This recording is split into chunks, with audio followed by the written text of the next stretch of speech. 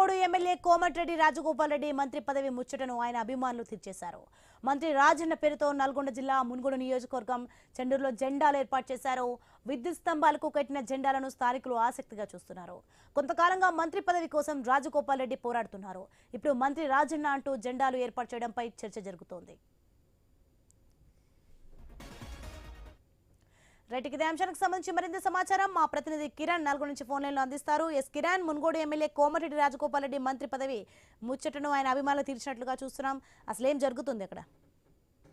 సోని, ఈ రోజు నల్గొండ జిల్లా చెండూరులో జెండాలు కలకలం రేపుతా ఉన్నాయి.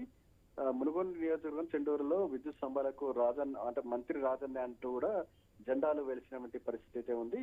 మునుగోడు ఎమ్మెల్యే కోమటిరెడ్డి రాజగోపాల్ రెడ్డి అనుచరులు ఈ జెండాలు కట్టినట్టు కూడా తెలుస్తా ఉంది. చాలా రోజుల నుంచి మనం చూస్తూనే ఉన్నాం.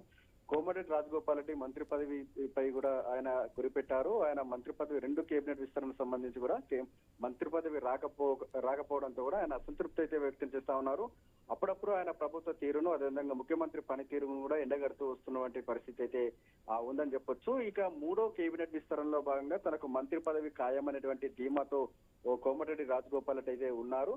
అయితే ఆయన ముచ్చటను ఈ రోజు దసరా కానుక అన్నట్టు కూడా జెండాలు ఏర్పాటు చేయడం జరిగింది. మంత్రి రాజన్న అంటూ కూడా జెండాలు ఏర్పాటు అయితే కొంత కలకలం అయితే రేపుతా ఉన్నటువంటి పరిస్థితి అయితే ఉందని చెప్పొచ్చు. ఈ జెండాలను స్థానికంగా ఉండేటువంటి ప్రజలు ఆసక్తిగా ఆశ్చర్యకరంగా చూస్తా ఉన్నారు.